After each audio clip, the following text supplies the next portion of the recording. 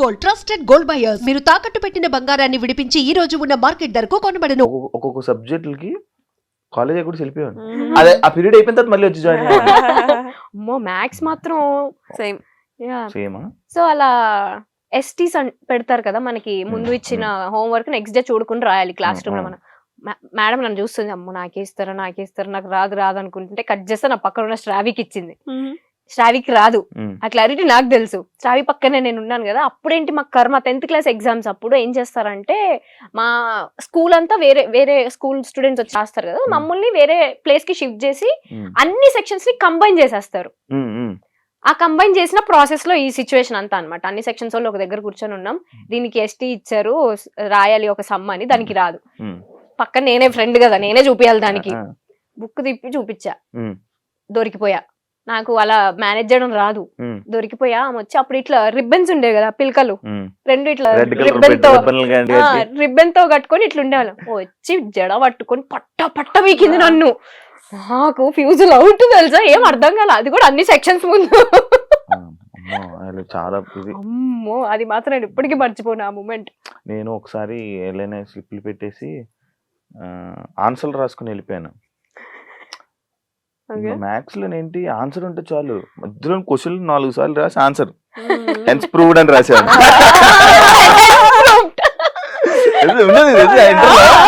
అంతా ఒకటి రాసేవాడిని, ఫార్ములాని గుర్తెచ్చుకోండి, దీనికి ఏ ఫార్ములా వాడాలి, ఏదో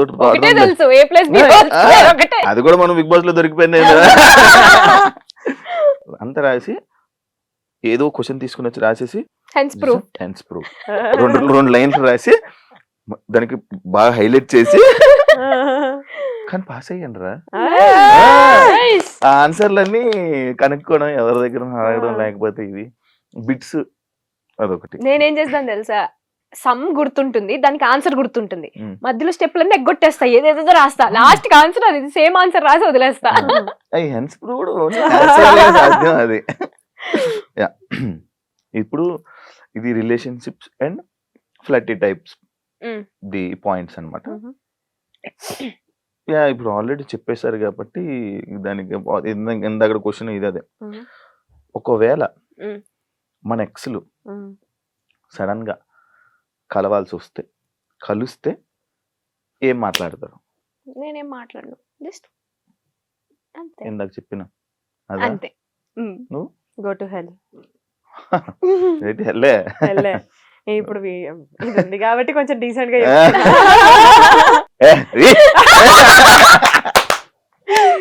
అదేనా? సూపర్. నేను కూడా అంతే, ఎందుకంటే మనం పక్కన వేరేంత జరుగుతాం కదా. ఎగ్జాక్ట్లీ, అది కాదు అదే.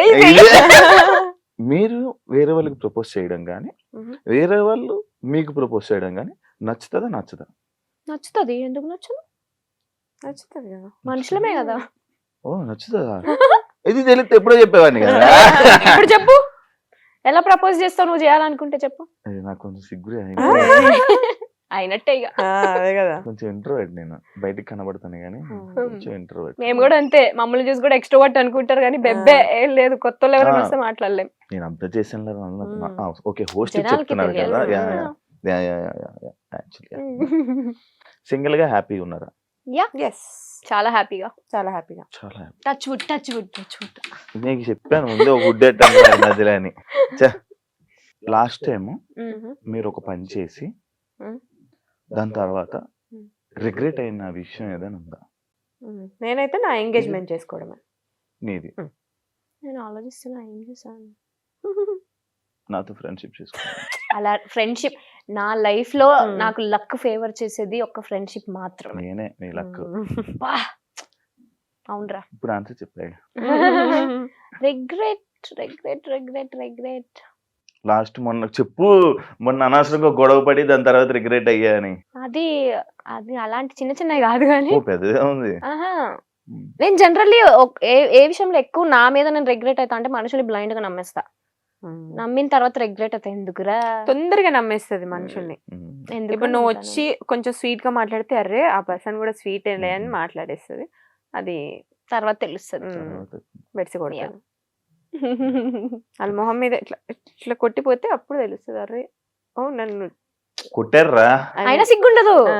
అయినా ఇంకో సెకండ్ ఛాన్స్ ఇస్తుంది ఆ పర్సన్ కోసం, అది ప్రాబ్లం. నేను ఏమనుకుంటా అంటే వన్ లైఫ్ మనం ఎందుకు అట్లా ఎనిమిటీ మెయింటైన్ చేయాలి అన్నట్టు ఉంటా జనరల్లీ. సో యా మీ ఫోన్ లో లాస్ట్ అందుకే ఇందాక నాకు తెలుసురా నువ్వు అడుగుతావని. ఏం కావాలి చెప్పు. లాస్ట్ కాలా కాల్ నాకే ఉంటది, నాకు తెలిసేది.